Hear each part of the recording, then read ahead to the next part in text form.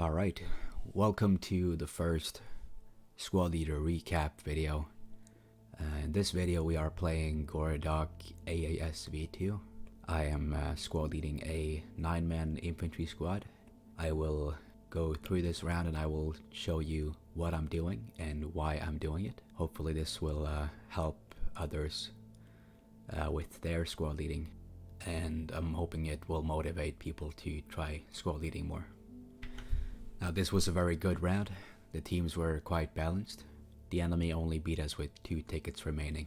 In this round we also only had 1 death in our squad out of the team's 261 deaths. This is something you will not see very often in squad. Most casual players, they will give up, respawn over and over. They don't care about tickets. So I try to do what I can to compensate for those players, and I'll make sure my squad is saving tickets wherever it's possible. I'm also hoping this video can show players the importance of saving tickets, especially in a round like this where the enemy only won with 2 tickets remaining. Basically it all comes down to not giving up, keeping friendly radios and vehicles alive.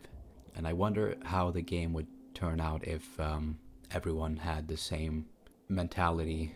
Now we have 21 confirmed kills in our squad, so 21 tickets are removed from the enemy. However, we also destroyed 1 enemy BMP, 1 enemy tank, and 1 enemy radio. Alright, so this round we are British. We have our main base in the northwest corner. As my opening plan for this round, I am focused on Hilltop Bunker. I want to make sure we capture this flag and control this flag so we don't lose the center. So Hilltop Bunker is my main concern as we start this round. Alright, so this is the start of the round. I split up everyone into fire teams. I made sure I have 2 medics in my squad, and I put a medic in Bravo and Charlie. I'm also splitting up the fire teams by putting Bravo in the light vehicle and Charlie and Alpha in the Logi truck. This is so I can use Bravo fire team to quickly backcap the first points with light vehicle. Now looking at the map here, I can see that we already have 2 squads going to the middle flags, Hilltop Bunker and Radio Tower. They already have fob creation markers set up and move markers, so I'm pretty sure what they're gonna do. I don't have to ask in command channel what they are doing. Alright, so now I'm sending fire team Alpha and Charlie with the Logi to backcap Fruit Farm, the first objective. Meanwhile, Bravo fire team is going to shipping yard, and we're gonna take these first flags, and the others don't have to worry about it. Normally I would not take a Logi to the first flag and backcap, because you'd want the Logi in the middle so you can get good fobs early. However, by looking at the map, I can already tell 2 Logis are going to the center, so I feel confident that we'll get good fobs there anyways. So I can keep my Logi a bit back, take a little bit more time, and I can get more fobs up later. Okay, so a little later we have backcap Fruit Farm. Shipping yard is being captured by Bravo fire team, and Charlie is already on their way to cap Ambush Hill as well. Meanwhile, I'm taking fire team Alpha to set up a fob on the Alpha marker. Looking at the map, we already have fobs coming up on both flags, Hilltop Bunker and Radio Tower. These habs are built successfully, so it's looking good so far. So now I'm going to keep my focus on Hilltop Bunker. So I'm setting up a fob on the Alpha marker, and it's quite far away from the flag. The idea here is that when enemies try to attack Hilltop Bunker later, they will probably try to place their hab around here. It's a very common spot if you want to attack this flag. The idea here is to have a fob behind them, so we can, if they place their fob in that area, we have a good spawn point behind them and we can easily take down their fob. Now we set up our hab to the west of Hilltop Bunker, so we have the west side pretty much covered. If the enemy sets up a fob on the west side of Hilltop Bunker, we can easily handle it. So now my next concern is the south side of Hilltop Bunker. If enemies set up FOB to attack Hilltop Bunker, they might have set it up to the south. So I'm sending a UAV over that area. So now I'm using the UAV to quickly check the possible enemy hab positions. These are common spots, and this is where I would place them if I was going to attack Hilltop Bunker. Now, after checking with the UAV for quite a while, it turns out the enemy did not place a hab in this area. The enemy did not put a lot of pressure on Hilltop Bunker from the start. They were mainly focused on River Fort and Nevo Radio Tower. Now I'm sending Fireteam Bravo with their vehicle to the far south side of Hilltop Bunker. The idea is to have them ready to attack enemy FOB if they put something on the south side. However, we cannot find any habs, and I don't believe they put up any habs here. So Hilltop Bunker eventually becomes our defense flag. For some reason, Squad 4 takes a helicopter and just leaves the flag. I don't know why. So I only have my Charlie fire team to defend Hilltop Bunker at this point. I did send Bravo fire team to attack enemy motor fob on River Fort. However, now I'm sending them back to help us on Hilltop Bunker because we only have half a squad on that flag.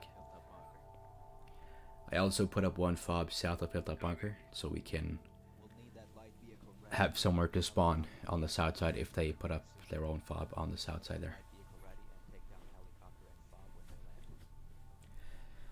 Now, Hilltop Bunker has been our defense flag for quite a while now. I'm expecting enemy Logi or helicopter to come in at any moment now. So I'm sending Charlie and Alpha on perimeter, guarding every angle, so we can spot enemy Logi or a helicopter whenever they appear. Yeah, got it. By the way, can we get the burst station on the Hilltop Bunker? Moving to E7. That's okay, Necro. Can you place it yourself? Now we have Fireteam Bravo back to help us defend. It's really good to have Bravo team with their light vehicle. They can be mobile, they can move quickly around, and they can quickly attack enemy fobs when they come up. So a little later in the round, one of the Charlie Fireteam members, they spot enemy helicopter landing on the west side of Hilltop Bunker. Now I'm immediately putting Bravo Fireteam in the light vehicle, and they're driving over there so they can quickly react to enemy fob. Now we're holding fire on the helicopter. We're allowing him to place a radio, and we're letting the helicopter leave. I believe it was like half a squad that dropped off with this heli. They placed radio and have very close to the landing. Okay, Rob, Bunny, good luck. Hold them off. Should I also move east or should I stay on the south? P90, fall back to Charlie. Now, less than a minute after these enemies put up their hab, I already have Bravo Fireteam behind them, flanking their radio. They also have the ability to use HAT or the light vehicle machine gun to get the radio on bleed out. So this radio will... it doesn't look too good for this radio.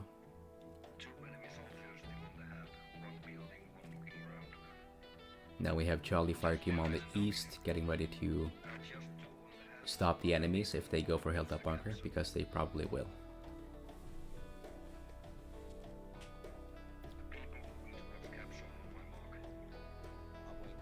Now the enemy radio is neutralized. All enemies are dead. I'm sending Bravo Fireteam back to the light vehicle to get ready for the next enemy fob coming up. Now, during this enemy attack, we lost our rally. The enemy wiped our rally point, so I'm immediately regrouping with my squad and setting up a new rally in a good spot. If you are defending an objective, rally point is very important. You can never rely on the one hab on the objective. It will likely get overrun when enemies attack you. And you need to make sure you have a good backup rally somewhere safe where enemies will not stomp it. Okay, so this is a bit later in the round. Most of our team is putting a lot of pressure on Evo radio tower, and the enemy is defending quite well.